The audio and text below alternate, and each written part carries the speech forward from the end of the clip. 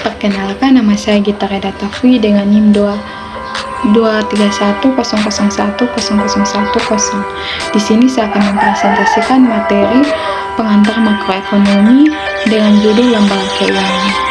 Yang pertama, pengertian lembaga keuangan. Dikutip dari laman Otoritas Jasa Keuangan, lembaga keuangan adalah lembaga yang menghimpun dana dari masyarakat dan menamakannya dalam bentuk aset lainnya misalnya kredit, surat-surat berharga, deposito, giro, dan aktiva produktif lainnya. Bank dan lembaga keuangan. Non-bank merupakan lembaga keuangan. Surat Keputusan Menteri Keuangan Republik Indonesia nomor 792 tahun 1990 menyebutkan bahwa lembaga keuangan adalah seluruh badan usaha yang menyalurkannya kepada masyarakat atau nasabah, terutama untuk biaya investasi pembangunan. Yang kedua, pengertian lembaga keuangan menurut para ahli. Yang pertama, menurut Ahmad Rodoni. Menurut Ahmad Rodoni, dalam buku Lembaga Keuangan Syariah menyebutkan arti lembaga keuangan adalah salah satu badan usaha yang kekayaannya berbentuk aset keuangan atau finansial aset dan maupun non-finansial aset. Yang kedua, menurut Siamat, dalam buku Manajemen Lembaga Keuangan menyatakan arti lembaga keuangan ialah badan usaha yang kekayaannya dalam bentuk aset keuangan dibanding non-finansial atau real. Lembaga keuangan itu sudah memberikan kredit atau pembayaran terhadap nasabah dan menanamkan dananya pada surat yang berharga. Yang ketiga, menurut Kasmir.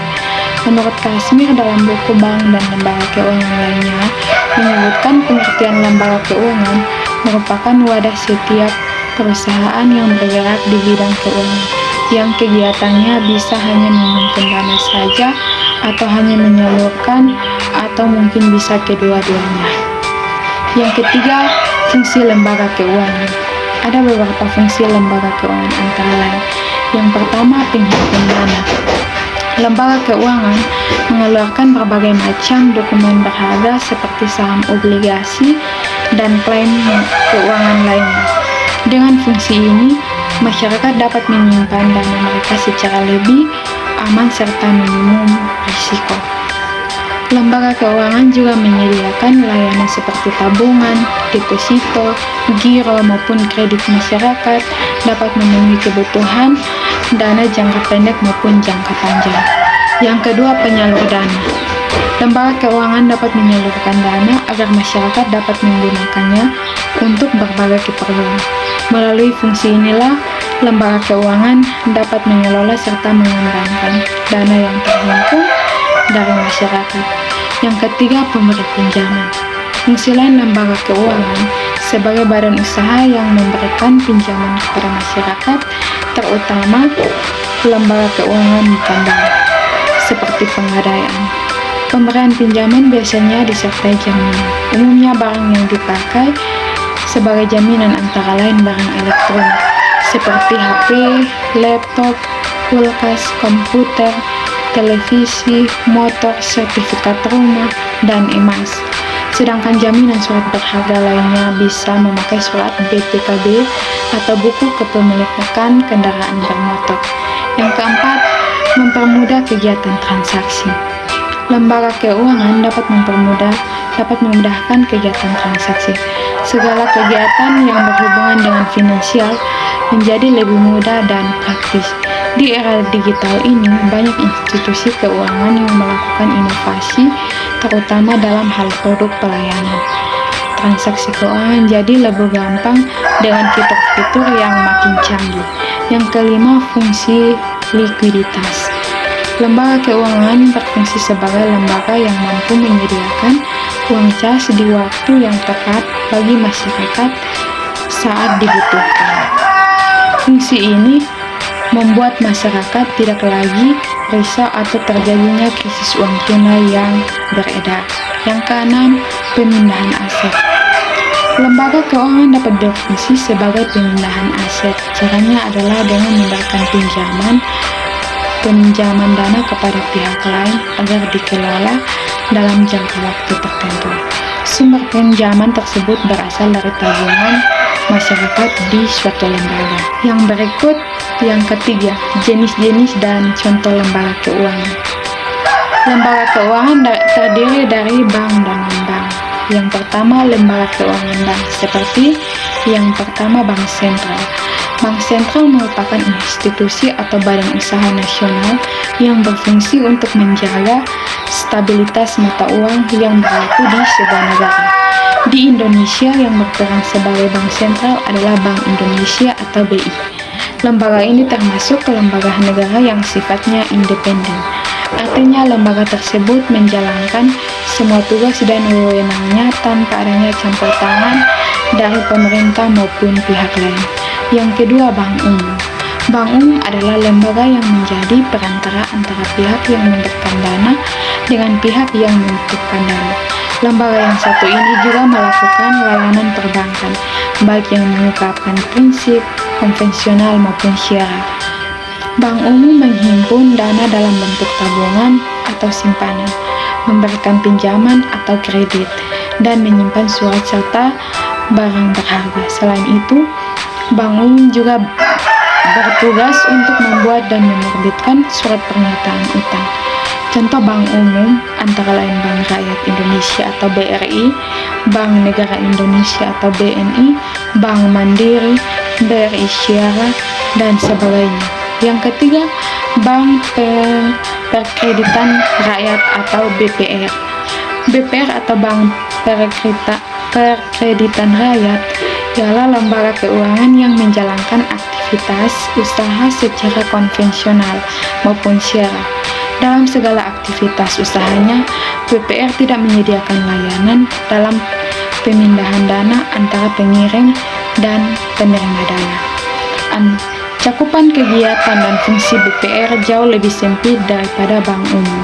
BPR tidak diperkenankan untuk menerima simpanan seperti giro, kegiatan falas, maupun asuransian. Ini terletak perbedaan antara BPR dengan bank umum. Yang berikut, lembaga keuangan bukan bank. Di Indonesia terdapat setidaknya 5 macam lembaga keuangan bukan bank, yaitu yang pertama Pegadaian. Pegadaian merupakan lembaga keuangan bukan bank yang menyediakan penawaran layanan peminjaman uang kepada masyarakat dengan menyertakan barang atau surat berharga sebagai jaminan, disebut dengan Pegadaian.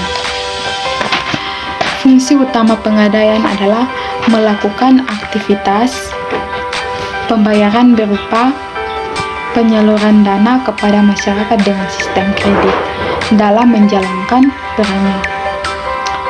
Pegadaian termasuk salah satu lembaga yang ada di bawah naungan Badan Usaha Milik Negara atau BUMN. Yang kedua, Koperasi Simpan Pinjam. Koperasi Simpan Pinjam merupakan konstitusi keuangan yang menjalankan usaha berupa penerimaan simpanan maupun pinjaman.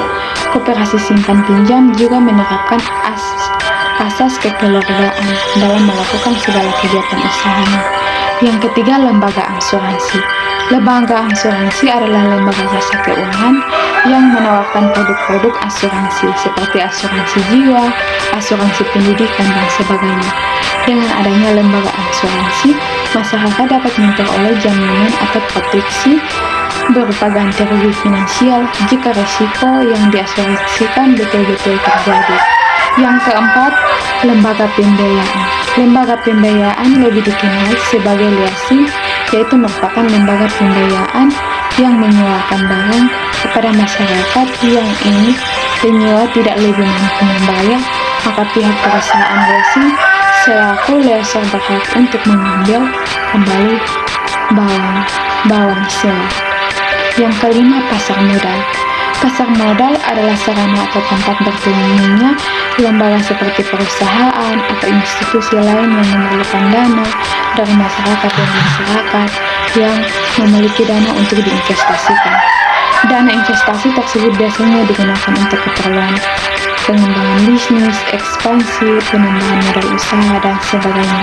Kegiatan usaha yang dilakukan di pasar modal meliputi perdagangan atau jual beli saham dan surat berharga lainnya seperti obligasi, reksadana, warna, raik, surat pernyataan hutang, serta produk derivatif lainnya.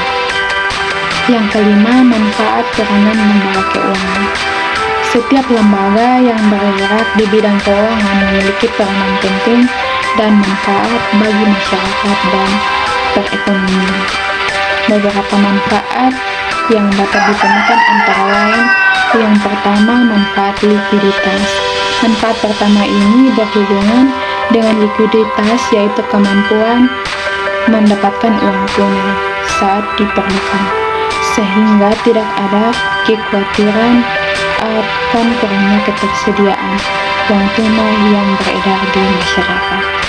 Yang kedua, pengalihan aset. Salah satu peran pentingnya adalah sebagai wadah untuk melakukan kegiatan pengalihan aset. Di sini lembaga tersebut akan mengalihkan aset dengan cara meminjamkan dana kepada pihak lain untuk dikelola oleh masa waktu tertentu. Dan yang dialihkan ini berasal dari simpanan masyarakat yang menabung di lembaga tersebut. Yang ketiga, realokasi pendapatan. Manfaat selanjutnya adalah sebagai wadah untuk melakukan realokasi pendapatan. Dengan demikian, pendapatan yang masuk dan tersimpan di lembaga tersebut dapat digunakan di masa depan dengan mudah. Yang keempat, kemudahan transaksi. Terakhir juga memiliki manfaat dan besar dan peranan yang penting dalam penyediaan jasa yang mempermudah transaksi keuangan. Dengan adanya lembaga ini, masyarakat bisa menghemat waktu dan tenaga dalam melakukan kegiatan yang berhubungan dengan keuangan. Yang berikut kesimpulan.